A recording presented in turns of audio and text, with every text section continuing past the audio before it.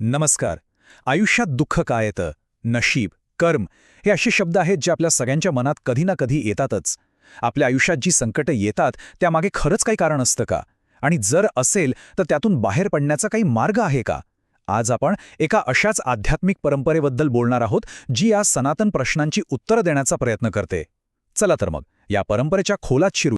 बघा, या परंपरेच्या अगदी मुळाशी एक मूलभूत मानवी समस्या आहे.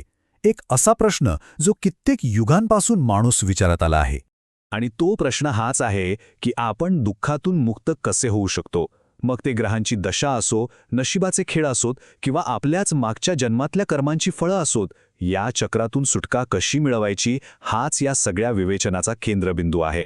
आता या परंपरेनुसार असं मानलं जातं की ग्रह हे आपल्या प्रारब्ध कर्मानुसारच फळ देतात. म्हणजे आयुष्यात येणारी सुखदुःख ही आपल्याच कर्मांचा परिणाम असतात. मग ह्या त्रासातून बाहेर पडण्यासाठी मंत्र, तंत्र, जप असे अनेक उपाय सांगितले जातात. पण जेव्हा हे सगळे उपाय कमी पडतात तेव्हा फक्त एकच आणि अंतिम मार्ग उरतो, तो म्हणजे श्रीगुरूंच्या चरणांना पूर्णपणे शरण जाणं. आता हा काही केवळ एक पुस्तकी विचार नाहीये. या मार्गाचं सामर्थ्य नेमकं काय आहे हे एका खऱ्या आणि हृदयस्पर्शी गोष्टीतून आपल्यासमोर येतं, जिथे निराशेच्या अंधारात आशेचा एक किरण दिसला. फक्त कल्पना करून बघा, पतीचं निधन झालंय, समाज तिरस्काराने बघतोय आणि सोबत फक्त एक मुलगा आहे. अंबिका आणि तिचा मुलगा लोकांच्या वागण्याने इतके खचून गेले होते की त्यांनी आपलं जीवन संपवायचा निर्णय घेतला. म्हणजे दुःख आणि निराशेचा यापेक्षा मोठा कळस तो काय असू शकतो, नाही का? आणि ऐन त्या क्षणी एक चमत्कार घडला. श्रीपाद प्रभू तिथे प्रकट झाले आणि त्यांनी त्यांना केवळ वाचवलंच नाही, तर त्या स्त्रीच्या मतिमंद मुलाला, विचार करा, एका क्षणात ज्ञानी आणि महापंडित बनवलं.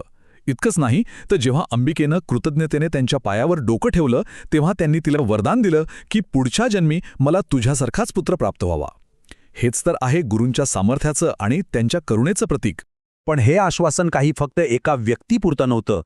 हे एक महान आश्वासन होतं जे पुढे कित्येक युग टिकणार होतं. अंबिकेच्या त्या भक्तीवर प्रसन्न होऊन श्रीपाद श्रीवल्लभांनी एक त्रिकालव्यापी म्हणजे तिन्ही काळात लागू होणारं सत्य उघड केलं. त्यांनी वचन दिलं की त्यांचं संरक्षक अस्तित्व या पृथ्वीवर 3 अवतारांच्या रूपात कायम राहील, जेणेकरून मानवजातीला नेहमीच मार्गदर्शन आणि संरक्षण मिळत राहील. आणि ही परंपरा अशी पुढे गेली. पहिले स्वतः श्रीपाद श्रीवल्लभ जे 14 वर्ष या रूपात राहिले. त्यानंतर संन्यास धर्माच्या उद्धारासाठी 80 वर्षांकरता नृसिंह सरस्वती या नावाने ते अवतीर्ण झाले. आणि त्यानंतर तब्बल 300 वर्ष कर्दळीवनात तपश्चर्या करून अक्कलकोट इथे स्वामी समर्थ या नावाने प्रकट झाले. ही एक अखंड गुरुपरंपरा आहे. ठीक आहे, आता गुरूंकडून आपण साधकाकडे येऊया. म्हणजे गुरु आणि शिष्याचं नातं कसं विकसित होत जातं हे समजून घेण्यासाठी 4 खूप सुंदर उदाहरणं दिली आहेत. पहिला टप्पा आहे कासवाचा.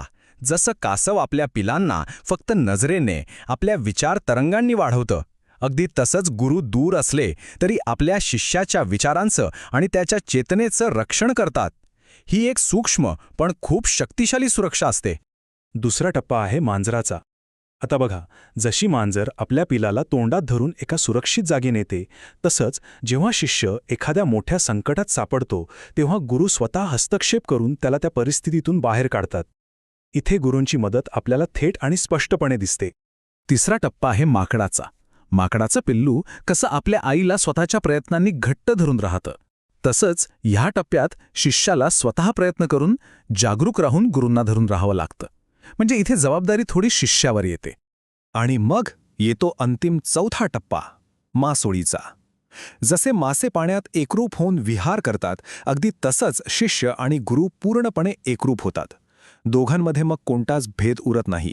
हाच साधनेचा सर्वोच्च बिंदू मानला जातो. पण एक प्रश्न मनात येतो की गुरु शिष्याच्या कर्मामध्ये हस्तक्षेप करतात तरी कसे? यामागे एक प्रकारचं आध्यात्मिक विज्ञान असल्याचं सांगितलं जातं. चला ते समजून घेऊया. या विज्ञानाचे 2 मुख्य भाग आहेत. पहिला आहे तिरोधान. तिरोधान म्हणजे शुद्धीकरण. यामध्ये गुरु आपल्या योगाग्नीच्या सामर्थ्याने शिष्याची सगळी पापं, दोष आणि वाईट कर्म जाळून टाकतात. आणि दुसरा भाग आहे अनुग्रह म्हणजे कृपा करणं. यात गुरु काय करतात तर आपल्या भक्ताच्या अगदी लहानशा पुण्यकर्माचं फळ अनेक पटींनी वाढवून त्याला आशीर्वाद म्हणून देतात. हे बघा, या चित्रातून ते किती सोपं करून दाखवलं आहे. एका बाजूला शिष्याचे सगळे दोष आणि पापच जळून जात आहेत आणि दुसऱ्या बाजूला त्याच्या थोड्याशा चांगल्या कर्माच्या बदल्यात त्याला गुरूंकडून भरभरून कृपा मिळते आहे. म्हणजे एकीकडे शुद्धीकरण आणि दुसरीकडे वृद्धी. या सगळ्या विवेचनाचा सार एका खूप शक्तिशाली रूपकात दडलेला आहे, जे गुरूंच्या भूमिकेचं खरं स्वरूप आपल्याला दाखवतं. गुरु केवळ कर्माचा नाश करणारे नाहीत, तर ते कर्माचं रूपांतर करणारे एक किमयागार आहेत. ते काय करतात तर भक्ताच्या जीवनातलं विष म्हणजे त्याचं पाप आणि दुःख स्वतः स्वीकारतात आणि त्याला बदल्यात अमृत देतात, म्हणजेच कृपा आणि मुक्ती देतात. आणि यातच गुरुतत्वाचं सगळ्यात मोठं रहस्य दडलेलं आहे. गुरु कर्माच्या नियमांना मोडत नाहीत, तर ते त्या कर्माला आपल्यात सामावून घेतात. हेच त्यांचं परम सत्य आणि अथांग प्रेम आहे. तर या परंपरेनुसार नशिबाच्या पलीकडे जाण्याचा मार्ग म्हणजे केवळ कर्मकांड किंवा वेगवेगळे उपाय करणं नव्हे, तर एका अशा किमयागाराला शरण जाणं जो आपल्या कर्माचं रूपांतर करण्याची शक्ती ठेवतो. यावर नक्कीच विचार करायला हवा.